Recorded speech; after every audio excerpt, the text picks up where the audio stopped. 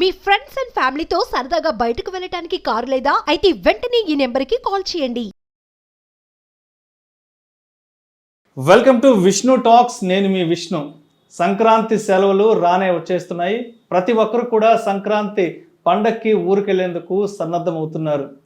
కోటి ఆశలతో తమ సొంత ఊర్లకు వెళ్ళి తమ కన్న తల్లిదండ్రులతో, కుటుంబ సభ్యులతో, అక్క చెల్లెలతో, అన్నదమ్ములతో, చిన్ననాటి స్నేహితులతో, ఆత్మీయులతో కలిసి పండగ సంబరాల్ని, పండగ ఆనందకరమైన క్షణాలని సెలబ్రేట్ చేసుకునేందుకు ప్రతి ఒక్కరూ కూడా ఊర్లకు బయలుదేరుతున్నారు.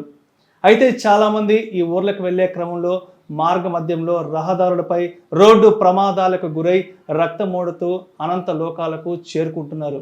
మరి సంక్రాంతి పండగకి ఊరెళ్ళేటప్పుడు రోడ్డు ప్రమాదాలకు గురి కాకుండా మనం క్షేమంగా మన సొంత ఊరికి ఎలా చేరుకోవాలి అన్న అంశంపై మనకు కంప్లీట్ డీటెయిల్స్ అందించేందుకు ప్రస్తుతం మనతో పాటు traffic west zone assistant commissioner of police Shri K Hariprasad గారు ప్రస్తుతం మనతో పాటు ఉన్నారు. వారితో మాట్లాడదాం.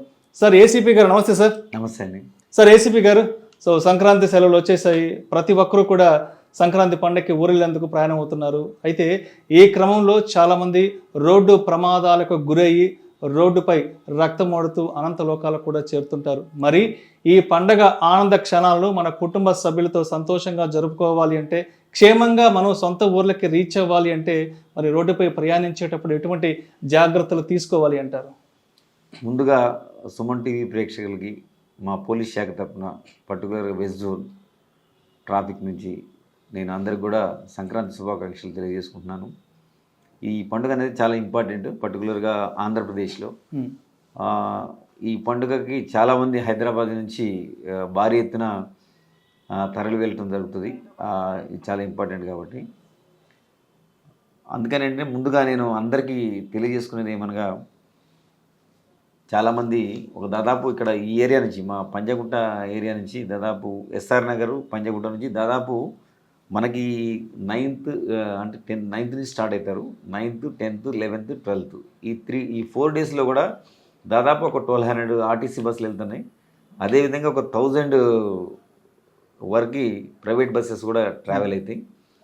అవి కాక మనం చూస్తాం చాలా వరకు సొంత వాహనాలు అంటే కార్లను ఉపయోగించుకుంటారు. ఈ కార్ల ద్వారా అదే కొంతమంది పిల్లలు బైక్స్ కూడా వాడుతున్నారు ఈ మధ్యకాలంలో, వాటి కూడా వెళ్తున్నారు.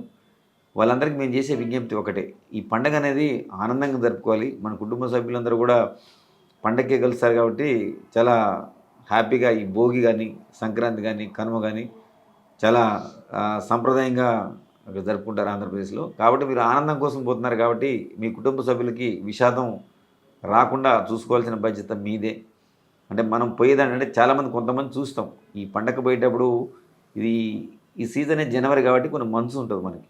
ఆ మంచు ఉన్నప్పుడు మీరు వాహనాలని మంచు ఎక్కువ ఉన్నప్పుడు కొంచెం జాగ్రత్తగా కేర్ తీసుకొని, ఏం కాదులేని నెగ్లిజెన్సీ కాకుండా తరచుగా ఆ యొక్క విండోని మనం క్లియర్ చేసుకుంటా విజిబిలిటీ ఉన్నప్పుడైతే మనం ప్రయాణించాలి. లేదంటే ఆ రోడ్డు పక్క తీసుకుపోయి పక్క ఆపుకుంటే ఏం కాదు. ఎందుకంటే అది మన ప్రాణమే విలువైంది అన్నిటికీ.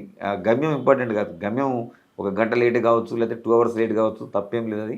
కానీ మన ప్రాణం పోయిన తర్వాత తెచ్చి ఇవ్వలేము. కాబట్టి ఈ డ్రైవర్స్ ఎవరైతే ఉన్నారో సొంత వాహనాలు నడుపుకుంటూ పోయేటవాళ్ళు, అదేవిధంగా ఆర్టీసీ బస్సు డ్రైవర్లు కూడా నేను విజ్ఞప్తి చేస్తున్నా, ప్రైవేట్ బస్సు డ్రైవర్లు కూడా విజ్ఞప్తి చేస్తున్నా. మీ మీద ఒక్కొక్క బస్సులో 60-70 మంది 100 మంది ఇట్లంతా ప్రయాణికులు చేస్తున్నారు. వాళ్ళందరి ప్రాణాలు మీ చేతిలో ఉంటాయి. ఎవరైనా ఒక్కరు పొరపాటు చేస్తే అందరి ప్రాణాలు గాలిలో కలిసిపోయే అవకాశం ఉంటుంది. దాంతో పండగ పోయి ఆ కుటుంబాల్లో విషాదం నెలకొంటుంది. అందరికి కూడా అది మంచి విషయం కాదు. కాబట్టి మరొకసారి పర్సనల్గా నేను విజ్ఞప్తి చేసేదంటే, మీరు ఆ బస్సెస్ని, ఆ డ్రైవర్లు కానీ, అదేవిధంగా ఈ పర్సనల్గా నడిపేటప్పుడు కానీ ఎవరు కూడా తాగకూడదు. ఫస్ట్ రిక్వెస్ట్ ఏంటంటే, ఎవరు కూడా డ్రంకెన్ కండిషన్లో నడపవద్దు. ఎందుకంటే మీకు డ్రంకెన్ చేసి ఉంటే నేనేమంటాను, మేము కూడా చెక్ చేస్తాం ఈ బస్సెస్ని పోయేటప్పుడు. డ్రైవర్ని కూడా తప్పకుండా ఏదో ఒక పాయింట్లో పోలీస్ శాఖ తప్పకుండా చెక్ చేస్తుంది. చేస్తే అట్లా కూడా మీరు జైలు పాలయ్యే అవకాశం ఉంటుంది. తర్వాత మీ కుటుంబ సభ్యుల ముందు మీ అందరికీ ఎంబ్రాసింగ్ ఉంటుంది. ఈ విధంగా మీరు నడిపినట్టయితే వాహనాన్ని, వాళ్ళ ప్రమాదమే కాకుండా ఎదుటి ప్రాణం గాలిలో కలిసిపోవడం కాకుండా మీకు కూడా పర్సనల్గా డ్యామేజ్ అవుతుంది. ఆ విధంగా చెకింగ్లు దొరికితే ఎవరు కూడా డ్రంక్ చేసి ఎవరు కూడా వాహనం నడపొద్దు. ఒకవేళ ఉంటే ఆ పక్కన ఎవరైనా ఉంటే కొంత సొంత డ్రైవర్లు కూడా వాళ్ళు ఇంట్లో వాళ్ళకు మేజర్ అయిన సన్స్ కానీ, ఆ మహిళలు కూడా ఈ మధ్య చాలామంది డ్రైవ్ చేస్తున్నారు. అంటే వాళ్ళు కూడా డ్రైవింగ్ చేయొద్దు, తప్పేం లేదు. అది కూడా జాగ్రత్త తీసుకొని ఆ రోడ్డు మనకి ఆ గుంటలు ఉన్న విజిబిలిటీ ఉన్న నైట్ టైంలో ప్రయాణం చేస్తే ప్రాపర్ మీకు లైటింగ్ ఉందా లేదా, విజిబిలిటీ ఉందా లేదా, స్పీడు పోవద్దు ఎప్పుడు కూడా.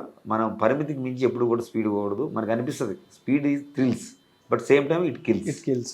అందుకనంటే మీరు దయచేసి అందరికీ ఎవరు కూడా స్పీడ్కి పోకూడదు. అందగా ఫ్యామిలీతో కలిసిపోతున్నారు కాబట్టి మనకి స్పీడ్కి పోయి వల్ల అక్కడ ఒక హాఫ్ అన్ అవర్లో ముందు పోవడం వల్ల వచ్చేది ఏముడు. అందరూ కూడా దాన్ని నియంత్రణ పెట్టుకొని మన ప్రాణం సేవ్ చేసుకోవడం పాటు ఎదుటి వాళ్ళ ప్రాణం కూడా సేవ్ చేయొచ్చు. మనం ఒక యాక్సిడెంట్ చేస్తే మన ప్రాణం పోతుంది, ఏం తప్పు చేయని ఎదుటి వాళ్ళకి కూడా పోయే అవకాశం ఉంటుంది.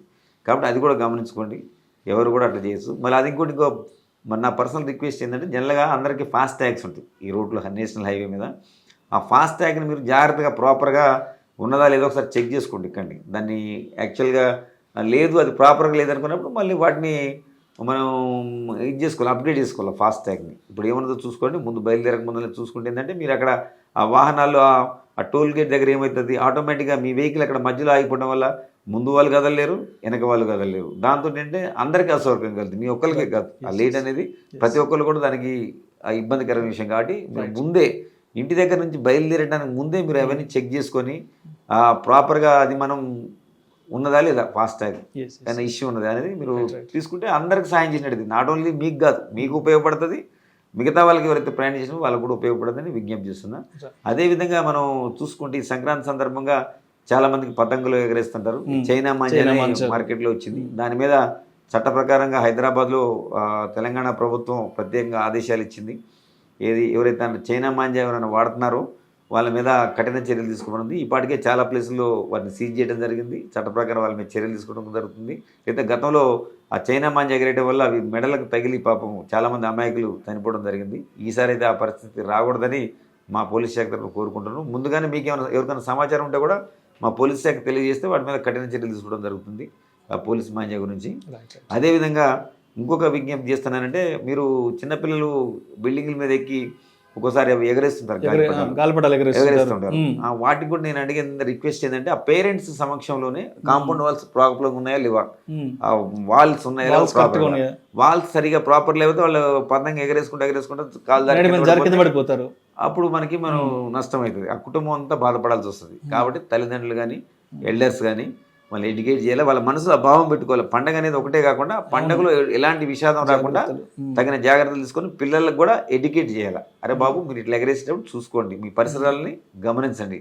ఈ విధంగా చేస్తే అందరం కూడా పండగ హ్యాపీ జరుపుకోవచ్చు, అందరూ కూడా సంతోషంగా జరుపుకోవచ్చు అని విజ్ఞప్తి చేస్తున్నాను.